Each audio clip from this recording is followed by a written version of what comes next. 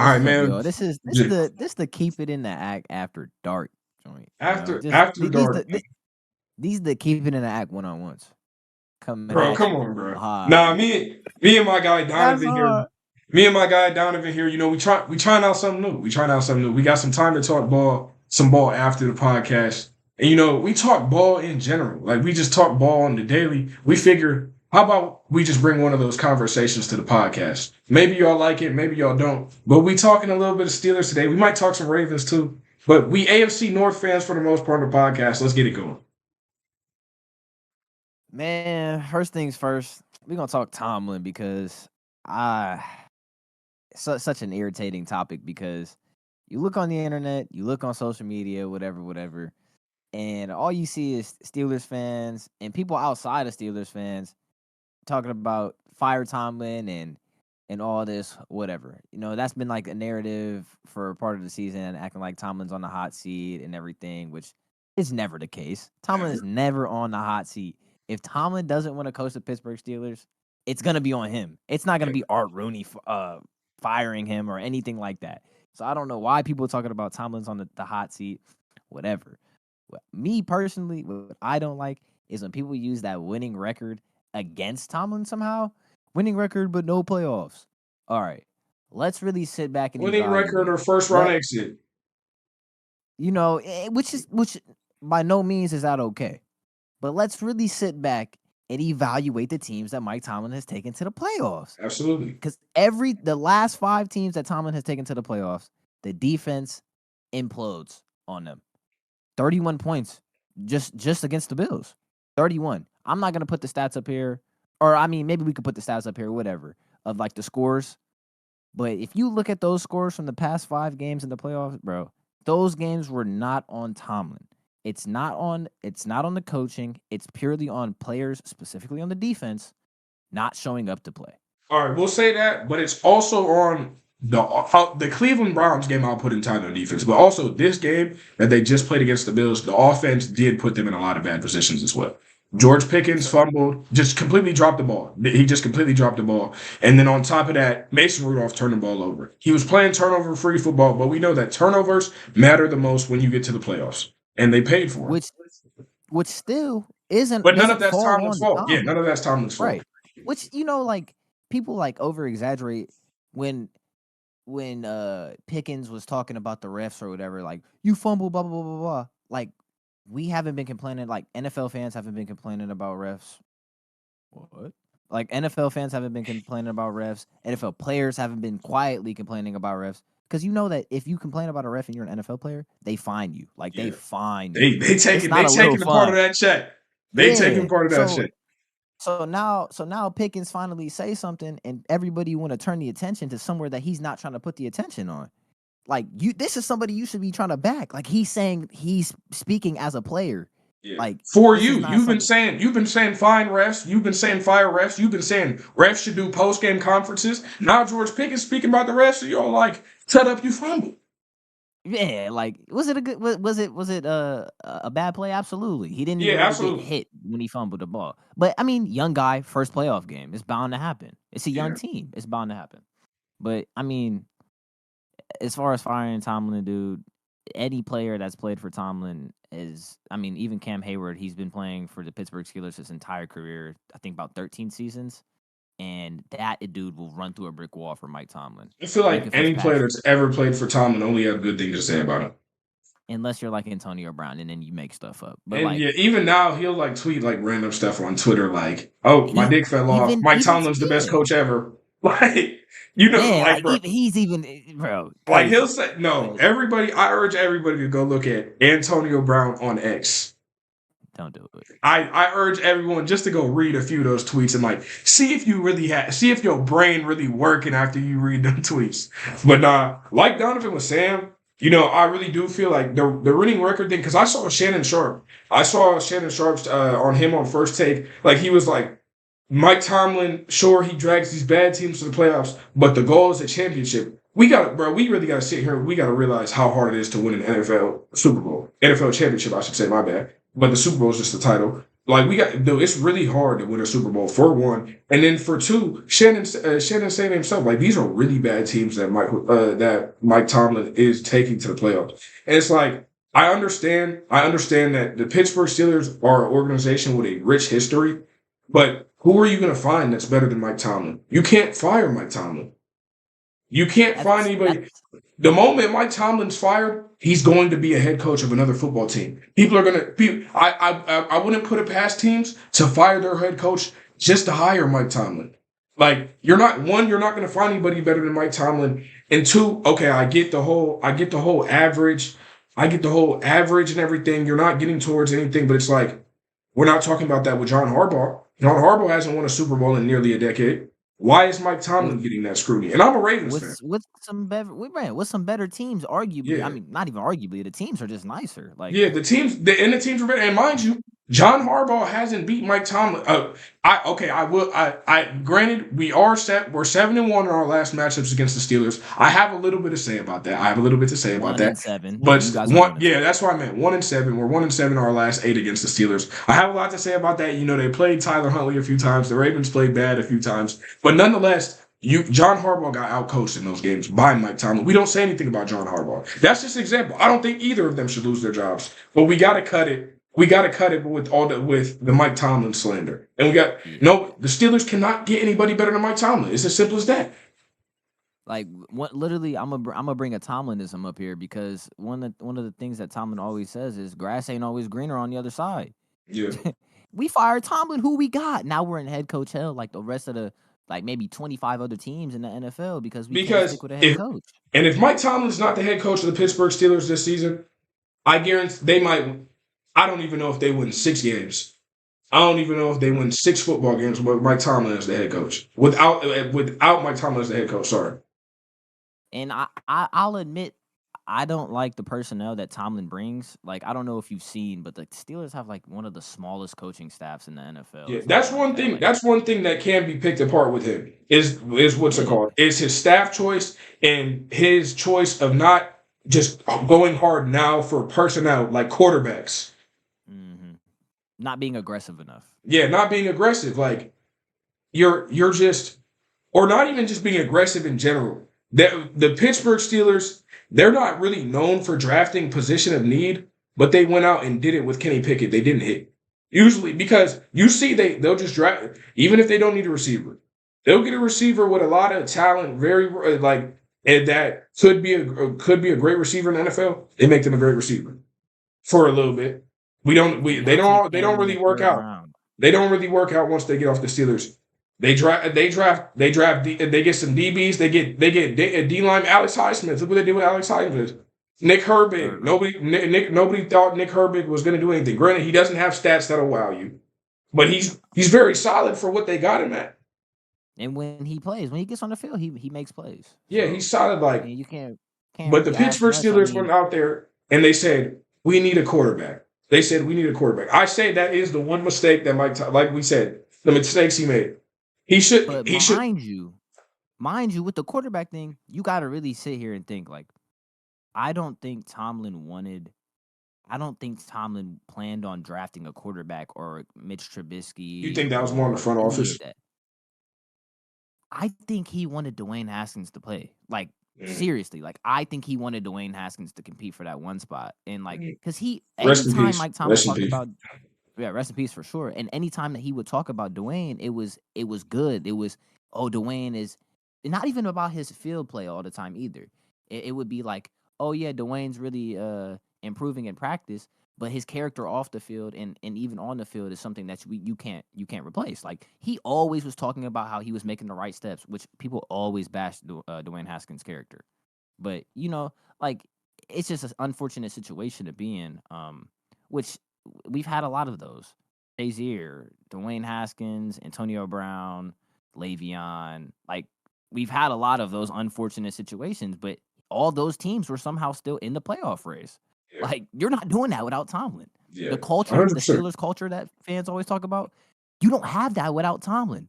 No, like absolutely, there's no absolutely. culture. Like, we can just all agree, and I hope everybody that ends up watching this video, hopefully it's a lot of y'all. We a growing YouTube channel. We a growing YouTube channel. Hopefully it's a lot of people, but hopefully we all agree that just you can't get rid of Tomlin because there's nothing you can do better than Tomlin. There's absolutely nothing the Steelers can find better than Tomlin out there right now. Sure, Tomlin can do some things better. He can do better with his staff choices. He can do better as far as really like pushing to get a franchise player at the quarterback position, at any position. But at what Mike Tomlin brings, with the culture he brings to the Steelers, the attitude he brings to the Steelers, the coaching that he brings, just in general, it's just you cannot get anything better than Mike Tomlin. Simple. And it's so hard to win as a defensive coach in this league, and Tomlin is literally proving that it's still possible. Like, yeah, and just going back to it, man. These rosters are not good rosters, and not in the slightest. O-line is not top 15. They're bottom. We'll say they're bottom half of the league. Receivers are solid. George Pickens, he's coming up. He's coming up in the league. Hopefully, he stops being an NFL young boy sometimes. I don't have a problem with that though. Like, he wants to win. He wants to play. Yes, he wants to win. But Donovan, the things he does, like dropping the ball randomly, Jalen Lawrence about to get a touchdown run, that type of stuff. Yeah. That type of stuff. No, like, I totally agree. Like we said, he's coming up in the league. He has all the talent in the world. All the talent to be a top 5 receiver in the NFL. Let's see what happens. We'll see what they do with the quarterback. But like I said, the running backs, you guys have a solid group of running backs. Granted, they work well together. They work very well together. And then for sure. we know how it gets. And then I really like Pat too. Pat Freiermuth. I really like Pat. Dude, I want so badly for us to have an offensive coordinator that uses a wide receiver 3 and a tight end. It would be so nasty. Yeah, I really like Pat. And then quarterback, you really do need a quarterback. And then going to the defensive side of the ball, I mean, you have Cam and TJ, but they're getting up there. They're getting up there in age. And then middle linebackers, you guys lost all your backers this year. Lost all the backers. Minka was hurt. Pat P, man, he might pop a hammy soon. And you remember at the beginning of the season, like the first 4 weeks specifically, he was playing bad. Like, Pat Pete was bad, but he really grew into that leader position. Once they moved into safety, but man, Pat Pete can't play corner no more. We can't let Pat Pete play corner anymore. He lost that step. But now, since quarterback's just like the biggest issue at this point, where like just talk to me about who you want there. I've been seeing a lot of Steelers fans talking about getting or trading for Justin Fields. Me personally, that would be a dream come true because we haven't had an athletic quarterback since like what, Mike Vick playing like 80-year-old Mike Vick. Yeah. Or like 20-something-year-old Big Ben, like just breaking people, and that's not even athletic. Like that's just being big. Like, I'm not. I think Justin Fields just belongs in the AFC North, man. To be honest, it would be nasty. But if it's not him, it's probably. I like Baker revenge tour against the Browns. Be hilarious, honestly. Yeah. And I said Russ is an option. I think Russ and Mike Tomlin have always had a pretty good relationship. It's just more so, is Russ gonna try to come to the Berg and take over the team? Which we need leadership, but there's a difference between leadership and trying to be the coach, which is why I think Sean Payton and Russ didn't work out. Sean Payton just also he just went about everything the wrong way. I'm not going to go into it heavy, but Sean Payton was trying to, I'm really not trying to talk explicit, but he was trying to bitch grown men. Right. And that doesn't work in the NFL. These are grown men. These dudes have made millions of dollars. They've been in the NFL a long time. You can't go in there and treat them like college dudes or high school dudes and try to old boy club them, try to dominate them. It doesn't work like that in the NFL. Right. You're not their master, Sean Payton. Be the coach. You're tearing down, because mind you, Russell Wilson, his play hasn't been that great. Like I said, I'm not going to dive deep. His play hasn't been that great. But Russell Wilson's never done a bad thing, doesn't have a bunch of baby mamas, had never hit a kid, never hit a woman, doesn't have no allegations against him from 80 people. Russell Wilson is a great guy, but you sat out here and teared him down to the national media because he It's does just interviews and all that stuff just because he played that. That's not the way you go about things. It's really not. I'm sorry. But I mean, I'm not an and it's NFL executive. I'm crazy. not an NFL head coach. I'm just a 20-year-old college student. What do I know? Bro. What do I know? But And it's just really going. crazy. Go ahead. No. I'm done. I was about to say it's really crazy how Sean Payton like was treating Russ. Like Yeah. Russ knew in the season that they were trying to bench him or like cut him, trade it, like and they did not want him there. And Russ still went out there and went on that hot streak. Yeah. Like they were fighting towards the end of the season. They were fighting for being in playoff position. Yeah. Which I mean, Just like we that's what you can said, ask for. free Justin Fields, free Russell Wilson for sure.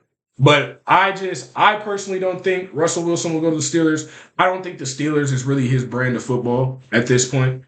You know, and just like as much as what's it called? As much as it would be beneficial for both sides. I think he's just kind of doing. I just think Russ is more transitioning to life off the field at this point. In all honesty, even though he had a solid year, I just don't see Russ as a quarterback that can get you to a championship or anything like that at this point anymore. And that's fine.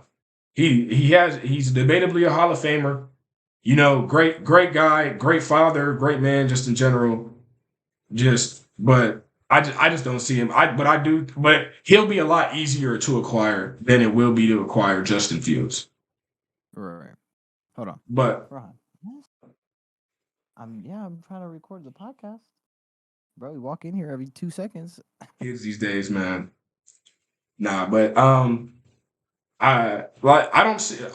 to preface, even though I did say that Russ, I don't see him as like taking you to a championship anymore or anything. I don't think he's a bad fit for the Steelers. Let me get that out the way. But I feel like Justin Fields is more of what the Steelers need at this point. Especially with your run game, because we all know having a running quarterback helps your running backs run the ball. 100%. Mm-hmm. And Justin Fields, he just gives you so much more. He gives you so much more to do with on the offensive side of the ball at this point than Russell Wilson can. And he's a lot younger. Justin Fields' D-ball is nice. Yeah, his D-ball is very nice. I think that Justin Fields he'd be great in that black and gold, black and yellow, whatever you want to call it. I think he would be really good for you guys, but it's just gonna be very hard to acquire him. Dynamic, yeah. I don't think the Bears want to trade him to us because of past trade history we've had with them. I mean, it's just hard to trade with a team who you already know is kind of got something from you. Yeah. No, I mean it's just, and they're in a very tough position, the Bears in general, because you have the number one pick. You have Justin Fields. You have a guy that shows a lot of promise. That he does have glaring issues. He does stick to reads sometimes. He does. I wouldn't say the turnover issues as bad. I say fumbles are more of an issue for him than interceptions are, but he does have his issues. He definitely has his issues, but he also has not had the opportunity to develop. And we're saying, but do you want to continue to bank on Justin Fields, or do you want to potentially get a generational talent in Caleb Williams? Like. People really make it seem like it's really an easy decision for the Bears. It's not an easy decision at all because you have to pay Justin Fields, but if you get Caleb Williams, who's supposed to be like nice, you got a cheap quarterback for the next 5 years, 4 to 5 years, all that stuff, and you can bring in some vets, you can build your team because that Bears team, they were in playoff contention for a little bit, and we got to remember Justin Fields missed like 4 or 5 games this year too. The Bears, they are in a very hard spot. Do you want to really stick with Fields and really try to build him up and hope he takes you to the promised land, or do you want to get the generational prospect? But then on the other hand, Caleb Williams can also end up busting. That's why it's a very hard position for them to be in. Number one pick is never easy. Donovan had it in fantasy, and that's fantasy football. Imagine what it's like in real football. But I know what these guys can do in the NFL already. Not still, man. Yeah, like it's hard. It's a really hard position for them to be in. And you have vets on there that want to win. You don't want to lose Jalen Johnson. You don't want to lose Sweat. You don't want to lose DJ Moore. Like the Bears are in a very hard position. But yeah, as far as quarterbacks, I do think that. Go ahead. Go ahead. No, I do think that Justin Fields would be a very great, very, very great pickup for you guys if you could get him. But it's just about getting him. It's just about what that first round picks looks like. And it's just about what the Bears are thinking at the end of the day. If the Bears want to move on, then I'll give the Steelers and the Falcons the best shot at getting Fields. Yeah, but we just have no idea what the Bears are going to do. But yeah, but just to end that conversation, to end just that part of Russell Wilson versus Justin Fields. Russell Wilson will be the easier quarterback to acquire, but Justin Fields is the better quarterback to acquire at this point. And there's still other names out there. This, like, nobody expected us to get Mitch Trubisky that year that we got him or anything like that. Like Kirk Cousins is still out there. Yeah. Baker, like I said, stuff like that. It's still other guys out there. You can end up snagging Jaden Daniels in the draft or something. I don't know, but it's whatever. Yeah, we'll figure something out. As long as Mitch Trubisky and Mason Rudolph aren't the only actual quarterback competition in the offseason, I'm satisfied. That was the first ever Donovan and Xander episode. Hopefully you guys liked it. I feel like we got some good conversations out of it, some good insight into a few teams, a few situations. And we'll probably keep this going. Like I said, more content coming soon. Hopefully more entertaining content. And yeah. That's it for that episode.